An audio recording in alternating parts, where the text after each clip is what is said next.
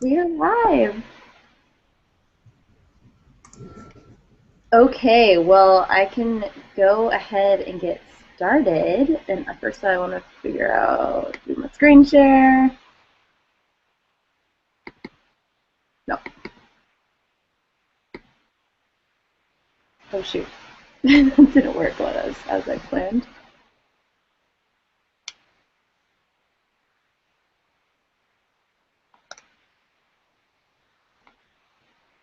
Hey, Sebastian, what's up? Hello. I'm figuring out how to start my screen share, and then we can get started. But yeah, as I start the screen share, I just wanted to welcome everybody to I guess it's the third impact analysis presentation that we've had this year. We've looked at the past year of reports from all of the different grant making programs, um, and uh, and yeah, we're focusing this time on the project and event grants program and in the reports that came in um, through the duration of this year. So I will share my screen. Is that working for everybody? Good with that? Great. Um, Great. So my name is Jessie Wildsneller, and I lead the learning and evaluation work for the Grant Making Foundation, for the Wikimedia Foundation grant making team. So the learning and evaluation team works on surfacing information to ensure our internal grant making work is as effective as it can be. And we're also working on understanding the impacts of the grants that they're having on the Wikimedia movement, as well as the impact the different programs are having on the movement. And I'm thrilled to share with you some of our insights into the Project and Event Grants program. Though this program has been the staple grant-making program of WMF over the years, the last few years have introduced lots of changes, and we're excited to see the results. So before we get started, I wanted to give some quick ground rules on this session. My colleague Casey Harold she's a grants analyst with us. She and I will present a series of slides and we'll stop periodically to take questions. So if you have them, please type them into the chat box. And Maria Cruz, who is also on this call and is our communications guru, will help monitor some of those questions and stop us to start answering them. We're also joined by Alex, who's the program officer for the Project and Event Grants program, so she can help answer questions as well. So ask away. Okay, well, let's get started. So as we look back on the last year of impact for the Project and Event Grants programs, we're going to talk through 5 major questions. The first, what was funded? Secondly, what progress have these grants made towards our strategic goals as a movement? Thirdly, what are made for the most effective grants? Fourth, how were the grants managed? And finally, how are these findings potentially to be applied both by you if you're a grantee or if you're, for example, on the Grants Advisory Committee. So first, let's take a look at what was funded. This report is focused specifically on those grants that turned in final reports during the fiscal year 2013-14. As a grounding point, I wanted to reorient us all to the mission behind the Wikimedia Foundation grant making programs. Essentially what this slide says is that the Wikimedia movement has some huge strategic goals behind content and community. And we know we can't reach those goals within WMF alone. It's a community project, obviously. So we do grant making because we believe that resources, maybe money, but also training, tools, and facilitation can help enable all of our volunteer community around the world to make progress towards these strategic initiatives. The reason we are doing this impact analysis for the project and event grants, as well as the other grants programs, to see if this hypothesis is working, to see if funded activities are making progress towards our movement strategic goals. Project and event grants, though our focus for today, is just one of our 4 primary grant streams. And if you want to know more about our grant making programs, visit Grants Start on Meta Wikimedia. The different grants programs are available to individuals, organizations, and groups, and they focus on funding different types of projects. You can get seed funding for new ideas, or you can get more money to grow or expand an idea or experiment that has been shown to have impact. Again, today we're focusing on the third of these four, which is the project and event grants. So the project and event grants are focused on funding some of our community members and groups to help make progress towards these priorities in their local environments. On this slide, you'll see the 3 strategic goals that PEG focuses on as outlined by our strategic plan. These are to increase participation of our online projects, so number of editors or number of new editors or existing editors, to improve quality of the content of our projects, so that could be the number of articles that have been improved or the amounts of bytes that have been added to articles. And then finally, increasing the reach of our program, so getting into the hands of people the different project tools. So we looked through the final reports to see how the funded projects made progress towards these strategic areas.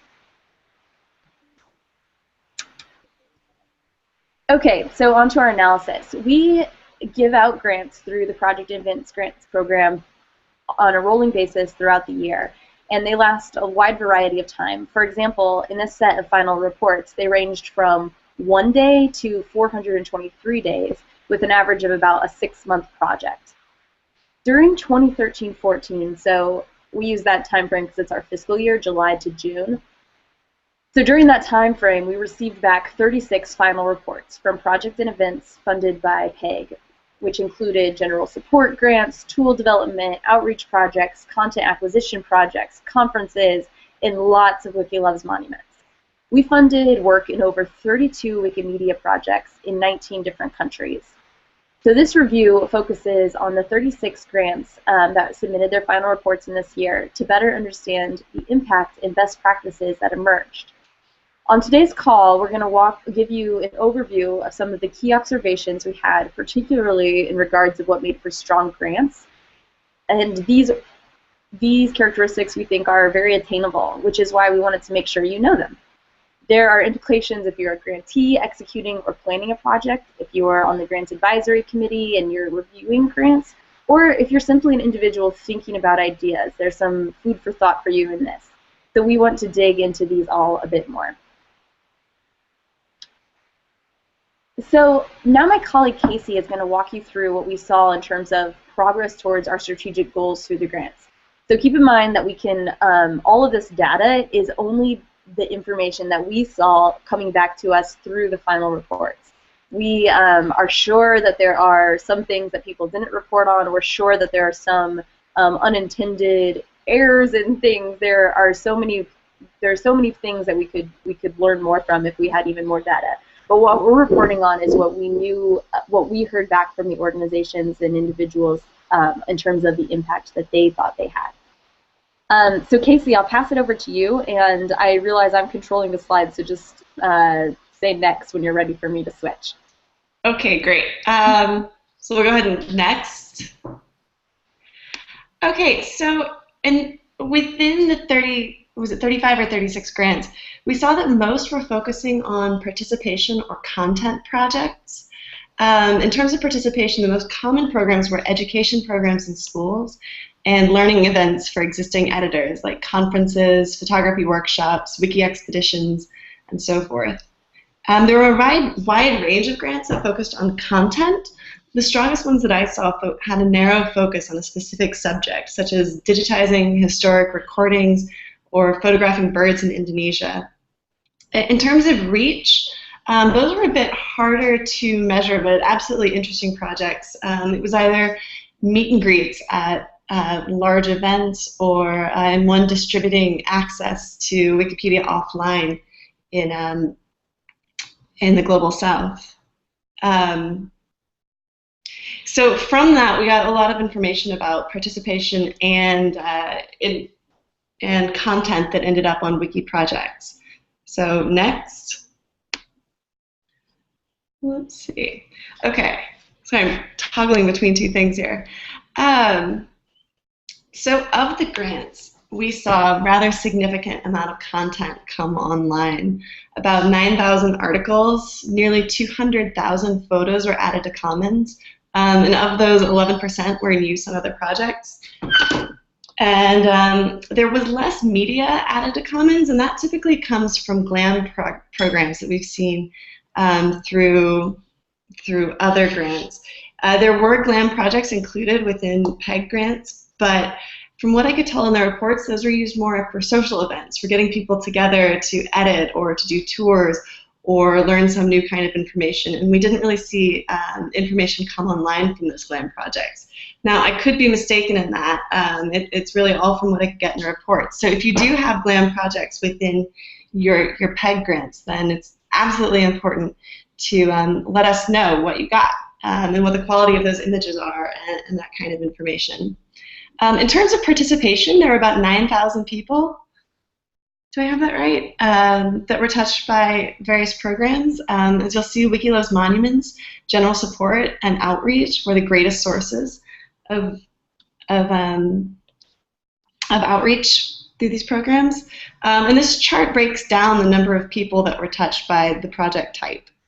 So we're going to go a little bit further into that in the next slide, which I assume, there we go. So participation, it's 8,600 people were reached through about 340 events. So this chart breaks down what that looks like in terms of the number of events, volunteers, and people touched by the various programs that we had. And as you can see, general support was getting, for example, about 40% of PEG funds and had about 40% of all of the events that were generated through PEG funding. They had a lot lower volunteer engagement in those events. Now, I say volunteer engagement, that's people putting on the programs, and that's also what was noted in reports. I'm sure there was a lot more. But from that, they touched more than 2,000 people, and that's through education events, like I said, wiki expeditions, and other various ways of engaging with their community. But this chart is interesting in seeing how some events have fewer events, but some projects have fewer events, but much larger engagement with volunteers, like Wiki Loves Monuments. We do know that, it's really important to note that although some projects like Wiki Loves Monuments and large outreach projects like meeting people at conferences, very large conferences and cultural events, we know that that kind of outreach may not have impact on wiki projects in the long term, that it's a limited engagement and we're not really tracking those people after the fact. We have seen that outreach projects like education and edit-a-thons and workshops that work with the same group of people over several engagements tend to have impact both on our projects and give us new editors. So that's certainly something to focus on. But that said, you'll see in the blue box there's a link for planning and tracking. In these blue boxes, a lot of times there are links to learning patterns and other resources that we have that grantees can use to plan ahead of time how they will follow up with people at outreach events, and other ideas of how to keep track of who we are working with so that we can get usernames and get more robust numbers. So on to the next slide, we can see a little bit more about content and where it came from through these programs. Like I said, Wiki Loves Monuments was really big through PEG programs. There were about 145,000 photos came from Wiki Loves Monuments, and that's both through Wiki Loves Monuments grants, where they just worked on that one project, and through general support to chapters who ran it as part of several other events that they did. The remaining 50,000 photos that we got came through other photo events and content projects. I thought it was really exciting to see the volume of articles that we got through writing contests, which we'll go and I'll discuss in more detail later. Besides writing contests, education programs produced a large number of articles as well. And I'll say, just as an interesting note, it wasn't a significant number, but it was a surprising number of articles came through other content projects, where the PEG grant covered photographing a particular event, or getting recordings of something done, or sending people to get a specific piece of content. I found that a couple of those different projects ended up having a not insignificant number of articles that were written as sort of a secondary thing. It may not have been the intent when the project was planned, but people were excited about the content they were seeing and getting articles online and using that content. So that's really exciting to see. But I'll say, and I'll keep saying this, it's really important for you to tell us what you're producing through these PEG projects. I found that the best outcomes that I was seeing from individual grantees, they tended to have really strong organization on Commons. They were using hidden categories to keep track of all of the different photos that were coming together through the lifetime of that grant. So you could easily use GLAM tools to check and see what that usage was. But I imagine it's also really useful for you as grantees to keep track of what you're doing and see what's getting used and identify areas where maybe more writing projects can happen to get content in use. So it's also, this is my best guess at writing a learning pattern about how to do hidden categories. I know a lot of you have a lot more information and expertise, and it would be so grateful if you guys would hop on that learning pattern and make some edits, because I'm sure there's a better way to explain how to do it. So we've seen what kind of content and participation we got through these grants. And the next slide, we're going to look at, or I guess in the next section, we'll look at what made the strongest grants. What trends did we see that led to the strongest outcomes in projects? So on the next slide, we see key lessons from the grants that demonstrated the best results. I'd say first and foremost, PEG programs that focused on just one strategic priority, say reaching 300 new people through a particular education program. The one focus, or strategic focus, focus on one strategic priority tended to lead to really strong outcomes. They were able to do that one thing and do it very well. The second thing, like I said, is writing contests seem to have a very high return, and they seem to be well suited to PEG grants. They were short, quick, and generally inexpensive. And the third is that the highest performing content acquisition projects focused on one specific thing and had multiple engagement strategies to get that content online.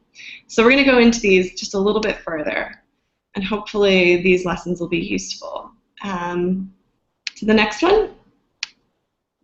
So focusing on one strategic priority resulted in clearer demonstrations of results. Only a few of the grants that I saw said that they focused on just one thing. And I understand it's a little bit hard to narrow down one strategic priority. And I know that Alex has created some great resources to sort of understand what your strategic priority or focus area should be. And I think there's a link to that later on. So what we saw was when people did this and focused on just one thing, they were able to get more of their content in use than other programs. For example, the Wikipedians in EU Parliament, of their little over 1,000 photos, half of them are in use. And I understand that that number is continuing to go up. So that drives down the cost of photos in use. Similarly, Kaylana, or a user, she did a program at her university doing a short series of editathons focusing on women in science. And from that, she found that several people came to more than one event and got quite a few new articles about women scientists. And so we were really impressed with that, and I believe she was funded for an additional project through individual engagement grants. So it's exciting to see how focusing on just one thing tends to lead to really strong outcomes. So on the next slide, we are looking at writing contests. And this is something that I got really excited looking into further. So of the 24 people or 24 grantees, 3 of them did regular writing contests, so not a huge number, and yet that brought in about 60% of the articles that we saw through all PEG grants. And as you can see, in this chart, 3 different programs did bring us articles online. That was contests, content and GLAM projects, and education and outreach projects. And so as we were getting more articles online through those programs, the cost per article dropped quite a bit. So if you want to learn more about them, I would take a look into both Estonia, Ukraine, and the Community of Arabic Wikipedia Producer Prize. Those are 3 great examples of ways you can run contests. Typically they are short, just about 2 months or less. They don't have a lot of participants in each one. And they don't produce a significant number in each contest, but in total it comes out to quite a lot. We're going to put some resources online for you all to see more tips for running successful writing contests.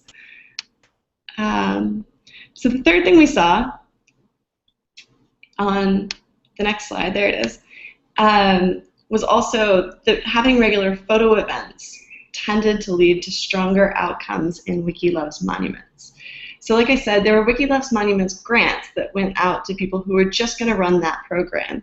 And then there were general support chapters with general support who ran WikiLoves Monuments contests. And what I saw was the standalone WikiLoves Monuments tended to have about 80% of photos that were in use. On the other hand, chapters that ran regular photo competitions and had photo events throughout the year, or groups that used specific tools to identify what monuments hadn't been photographed, tended to have a significantly higher ratio of photos in use. Now, as sort of a touch point between those 2 numbers of 8% and nearly 30%, I would say 12% was the average for all WikiLoves Monuments competitions. So if you are running a WikiLoves Monuments contest, as much as you can before the event, do photo walks, do photo workshops, have writing events or edit-a-thons to get those photos in use, because it's really important for us to see that we're not just getting photographs, but we're getting useful content that people will put online and will get into articles and other projects.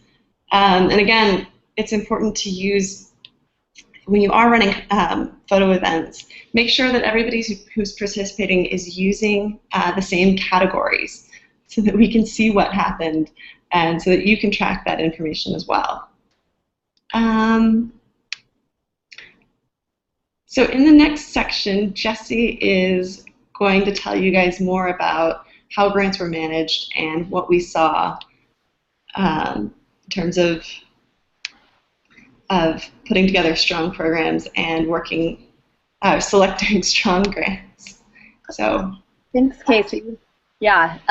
So as Casey said, we also saw a few trends in how grants were managed and reported on, and we were getting photographs these with you as well, as they're helpful for thinking through planning and reporting for grants. And if you are joining us from the GAC, it will be helpful for you to hear, just think, as I'm talking through these, think about how these might apply to the way that you would review a grant that's being submitted. So first of all, of the 36 grants that were distributed, there was an average underspend of 58% of these grants were underspent. How grants were managed and what we saw. Who's not muted? Can all the people viewing please mute? Yeah, that should be good. Thank you. Yeah, so a large proportion of the grants were underspent, and this is worrisome in some ways because it demonstrates some inability to really appropriately scope a project. So we took a look at the grants by grant size, so the smaller ones, the medium ones, and larger ones, as well as the grantee type, individual, group, chapter, etc., to see if there were any commonalities across these. And we found that the areas with the most underspend by far were the larger grants, as well as chapters tended to be the groups that were most likely to underspend, and that was mostly because they were the ones receiving the larger grants. So these 2 graphs on this slide, I know that they're kind of difficult to comprehend, so I'll walk through a little bit, but you can come back and look at them later. They show two main metrics. First, the percentage of all the grants in a given category that had underspend greater than 5%. And secondly, the average percent of spend by grant category. So for example, in the left graph, we can see that the largest grants, those grants over 10,000 US dollars, had over 70% of grantees that were underspent. And in fact, the largest grantees, those over 15,000, had spent on average 70% of their total budget. So they weren't able to spend 30% of what they had been given through the PEG grant making program.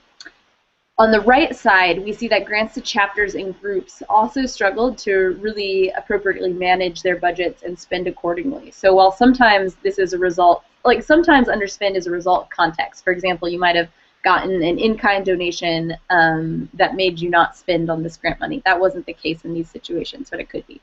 And sometimes it might be because you had planned for a project and something happened in your local environment that made you not be able to do that. And so yeah, so sometimes underspend is understandable. And we realize that this is true for some grantees. So while that might be true, we also want to stress that if a group is asking for if an organization is asking for a lot of money, they may need more help in budget planning and managing, just because it is difficult to manage larger budgets. Okay, so secondly, we took a look at how grantees were spending their money, and unsurprisingly, we found a huge cost driver for most grants was travel costs. In this scatter plot, we looked at the cost per person touched by the different project types that were funded, and we found that the groups that had the highest cost per person were the ones that sponsored travel. So for example, the green dot in the top left of this chart is for a grant given to South Africa for Wiki Loves Monuments, and 41% of their budget went to domestic travel. There's another graph that's kind of overlaid on top of this that has a call out for IberiaConf, which happened in Mexico. It's called out separately because it's such an outlier. You can see that the cost per person touched is over $750, and that's again because that event was largely based around the travel of participants from all over the IberiaCoop representatives. So the point of this is that travel can be super, super valuable for community organizing. So something like IberiaConf it only makes sense if you're going to have people travel, really. But costs per outcome should really be carefully considered when budgeting in travel costs. That is, if you're planning a program, think really carefully about whether or not the travel will result in higher outcomes over time to merit that extra expense. If you're not sure, you might want to consider different strategies for bringing people together online or elsewhere, or maybe even more local events that might be more cost effective. In terms of reporting, we found that there was definitely some best demonstrations of reporting and measurement.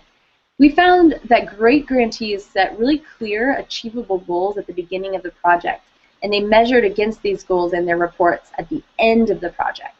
This made it really easy for us to understand what the grantee did and also how their strategy was executed or might have changed during the duration of the project. For example, a grantee that originally had a goal for maybe 30 edit-a-thons might have only done 3 because they found them to be less effective than an online writing competition.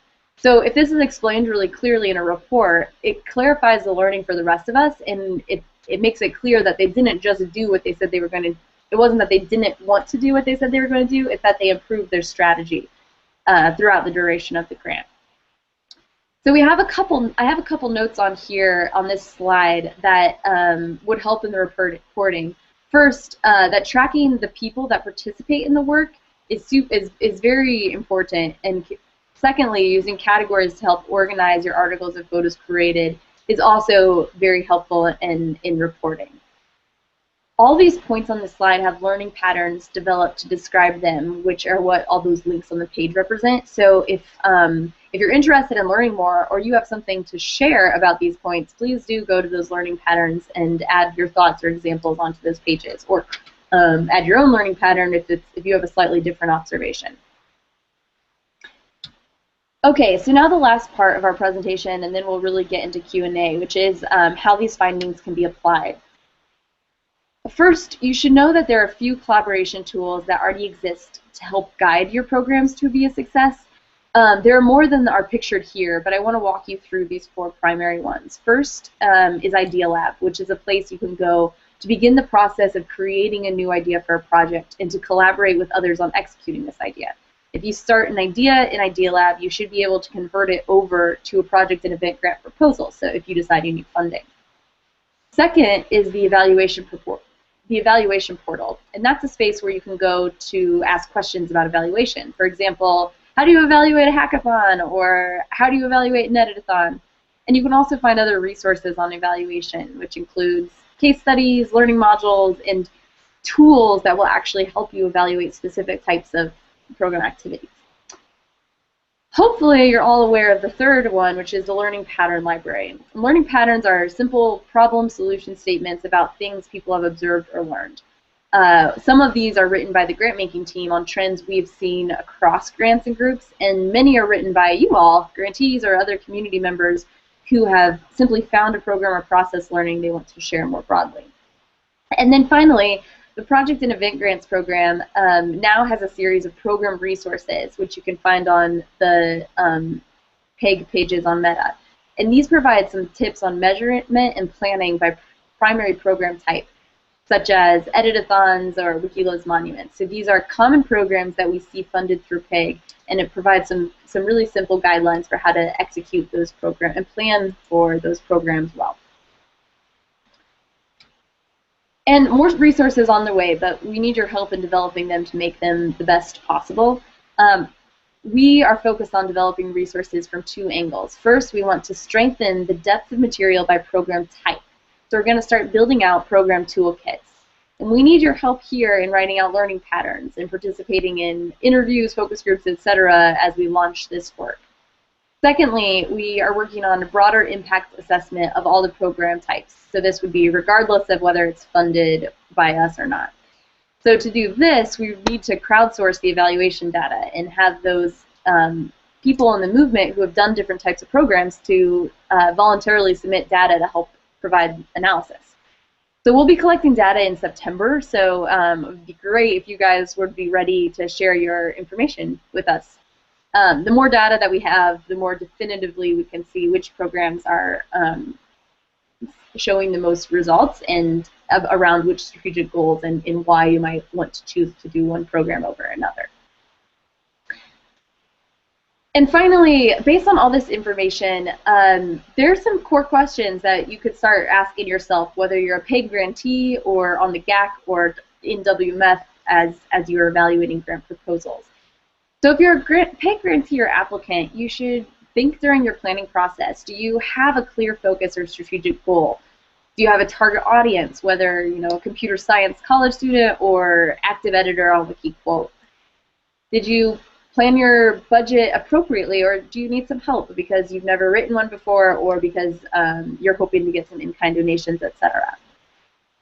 How closely is your project linked to Wikimedia's online work?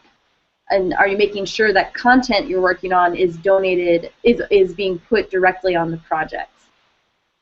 And finally, do you have clear measures of success? How will you know or find out if you meet these goals? Knowing that those things during the planning process will really help you focus on your core activities during the process. Finally, on reporting side and executing side, during the duration of your project, make sure you're tracking participants that are involved and setting up categories to be able to track content creation. After the grant, did you measure against your original goals? And do you feel like your grant report really describes the work that you did? Our grant reports have a lot of leeway in them for you to really take time to describe, to tell us in the community at large what your grant achieved. So this is both the quantitative and the qualitative side of it. On the right side of this graph, this table shows some suggestions for GAC and WMF as you're reviewing some of the proposals. So we should be looking at, has the applicant really described a clear outcome that they're trying to accomplish through this proposal? Does the proposal have a clear way of engaging community? Are they working directly with community, or is this a one-off idea that the person's going to have to execute by themselves? ask yourself about look at the proposed budget and see if it's appropriate for the project scope.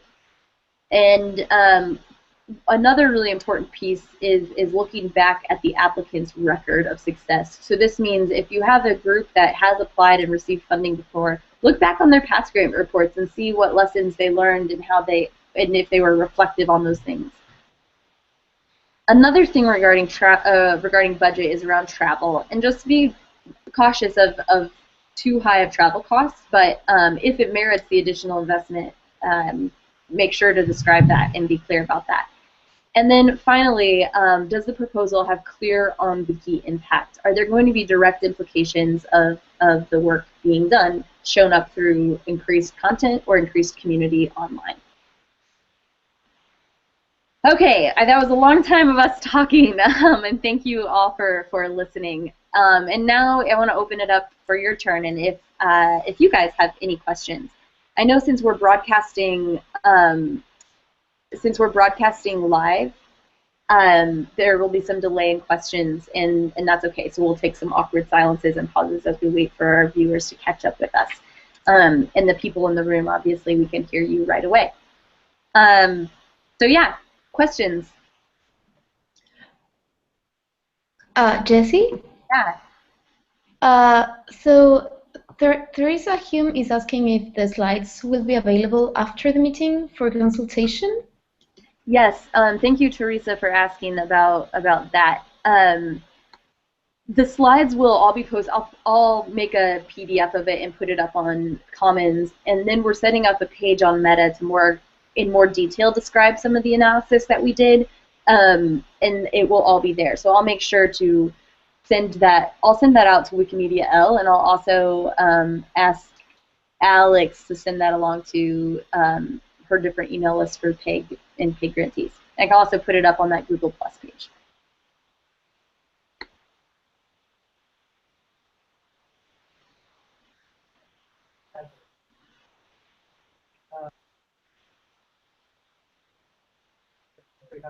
Right, I have a question. Is that okay? Yeah, is this Daria? Hello.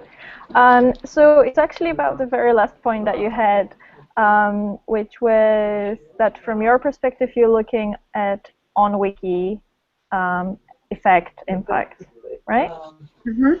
Like that was the last thing.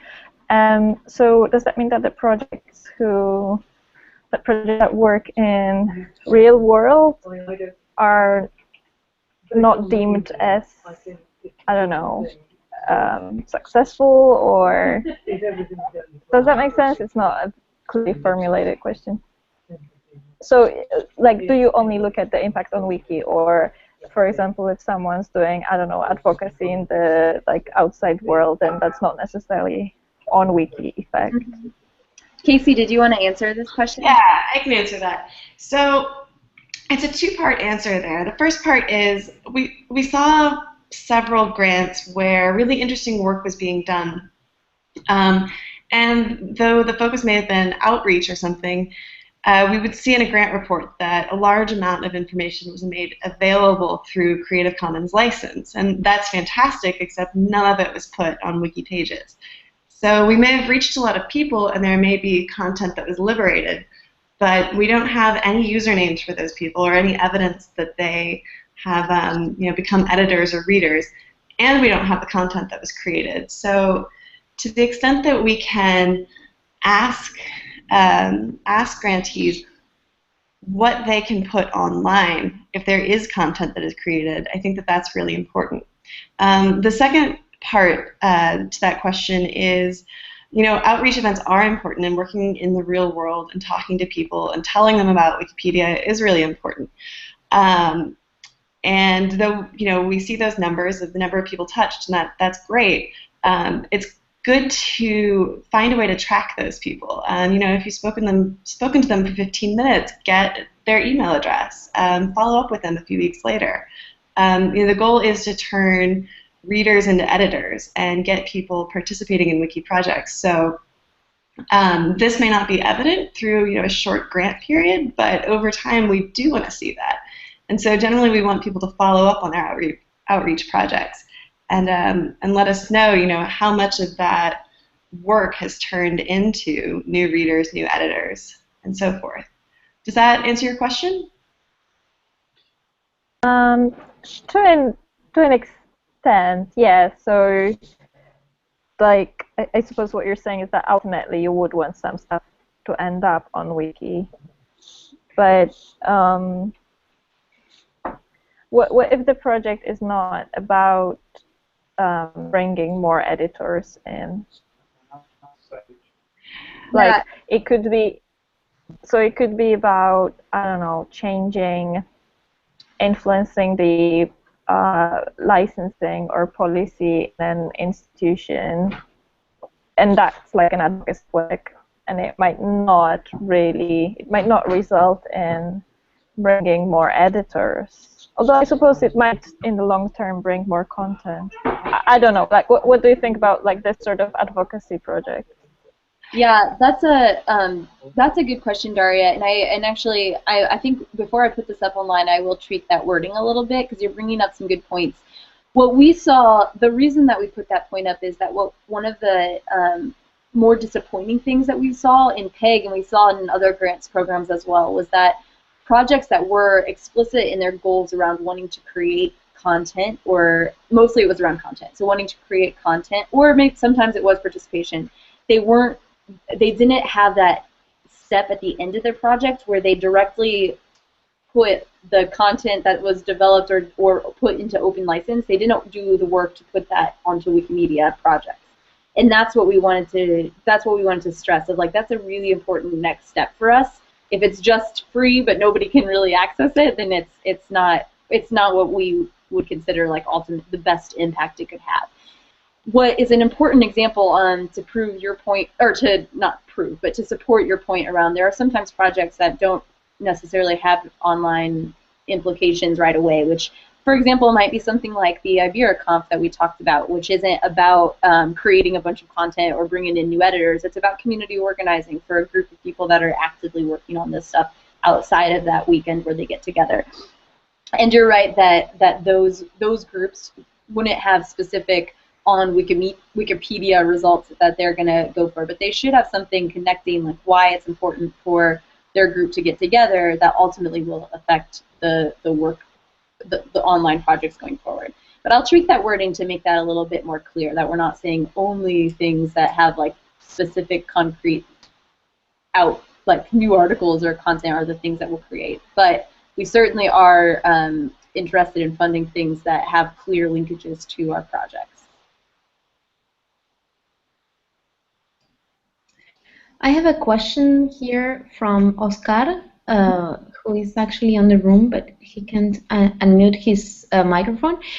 He's asking, how do you measure people touched in cost resources grants regarding IberaConf 2013? Yeah, so Casey can jump in here. Yeah. Do you want to just take it, or I can take it? Yeah, sure.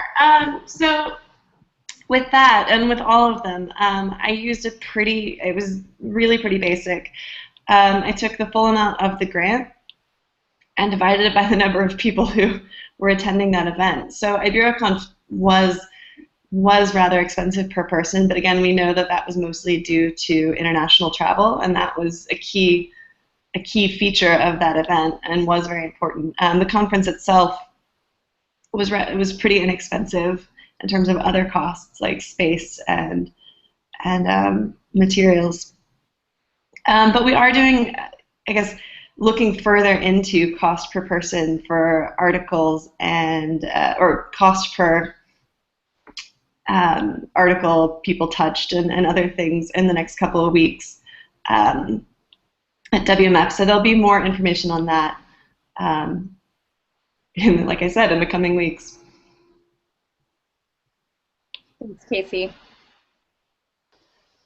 Hi everyone, Sebastian here from the Netherlands. I was wondering, are you also looking at the size of a wiki or the size of a community? You know, the increase in numbers or percentages can make a huge difference for a small wiki or a small community compared to larger communities and wikis. You know, we aren't even organizing Wiki Lost Monuments in the Netherlands this year because we've cut covered almost all national monuments, and we're working to the municipal monuments for next year. But in percentages, it's harder for us to make a big difference, and in numbers, it's easier for us to make a big difference. So is that something you're taking in account too? Yeah. First of all, Sebastian, I love your little tag underneath your picture with your name. You look so official. But yeah, that's a great question. Which in regards to the size of communities, so we did not look at that for this analysis, and we haven't looked at that for any of the grants analyses that we've done so far. This upcoming fiscal year, that's something we really want to zero in on, which is around specific markets, I guess, for lack of a better word. But that could be geography, that could be language, that could be a lot of different cuts on that. It could be type of organization, for example, the number of volunteers, and yeah, we want to get a better idea of, okay, what is the work being done in proportion to the overall market. So we see that a lot in these grant reports, and we do take that into account. For example, any projects that are done in India tend to result in a lot of people, because there's just a lot more people in India that come to different events or things like that. And that's not true for smaller countries, for example. But yeah, we try to hold that in balance, and it's a piece of evaluation work that we want to get more into this year. So I'll make sure to add that in, and actually it's a good point of making sure in the report that we put up online that we clarify that there are outstanding questions and next steps around evaluation. Like, this certainly isn't the end all of the full picture, and that's a good one to bring up there. You also mentioned that you wanted to do interviews with people to share their ideas, knowledge, and experiences. Are these only written interviews, or are you going to use videos or podcasts too, or maybe even instruction videos? Yeah, it hasn't been totally thought out yet. I would imagine it's going to be a variety of touch points. What I think we're going to try to do is tackle kind of program by program where we're getting a lot of energy or seeing some results, start trying to put together some of the best practices and toolkits based on what everybody else has said. And what we'll probably do is bring in, the plan now is to bring in a contractor to facilitate that work by program category. And what the interviews would be is if we got like a group, for example, of the people that seem to run like really great edit-a-thons every year or something, and have them come together and really talk about what they do to make those things successful. So that could be they come together on the video. It could be a one-on-one email or an email chain. It could be on a wiki, just conversation there. All of those things are to be decided.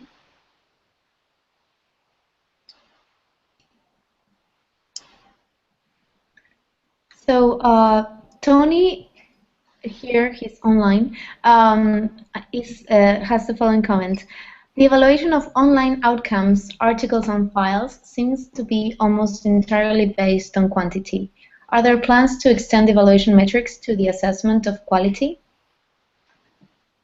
I can speak to a little bit of that.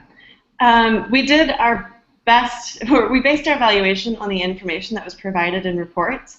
So we did a little bit of work looking at the quality of images. That was the easiest place for us to dig up information about, what was being done. And that was really just we used based on understanding of quality of photos in use. And so that was something we can look up fairly easily, and that's something that the chapters can do, or that grantees can do as well. But there are other categories for quality, and our ability to evaluate that across the full group of grantees is based on what we get reported. So if you know that quality articles or quality photos or featured articles and photos are being produced through your grant, call that out in your reports. The more information that we have, we can do that kind of evaluation. And I think especially with articles, I was reading a lot of reports where we would see that 400 articles were created, but we don't have any way to find those. So we can't do any follow-up of, what were they? Or was this like a long article or a short article? So I don't know what can be done to get around that. But I think the first step is, again, just report what you've done, report what stands out, and what you know to be quality. And that'll allow us to do more evaluation on that going forward. Yeah, and I can share a little bit more about some of our plans around evaluation for quality going forward. As Casey said, a large part of it is dependent on what we receive from people. But what we can work on, what we are working on internally, is trying to figure out some better ways of coming up with quality proxies. Um, at WMF there's an internal analytics team that works on analyzing Wikimedia stuff at large, but also a lot of the tools and products that WMF is building. So I'm working really closely, and the grant making team is working closely with them on these on how to evaluate or understand the quality of the work that's being done, and that's something that's slated for a little bit later this year. Another thing that I would be personally super psyched to see is some different grants that are coming through that are suggestions on research or tools for measuring quality. Those are certainly types of things that we would be willing to fund and eager to fund if people had good examples of that. The requirements for reports might stress quality as well as quantity. Applicants could be, grantees could be encouraged down the right route to talk about whether the articles that were created were stubs or fully worked through, whether they were fully referenced and verified, whether the photographs were categorized and the description pages were filled out in a way that is useful for Wikipedians to use them. There could be some guidelines about that for reports. Yeah. But it is difficult. The whole business of quality is touching the subjective, isn't it? That's the difficulty, and it brings in a number of complex criteria that are not easy to express, but I do believe that quality is for the readers and the ultimate stakeholders, as the executive director says. The readers really want quality, and perhaps that's the most challenging next step in evaluation, to bring a board to start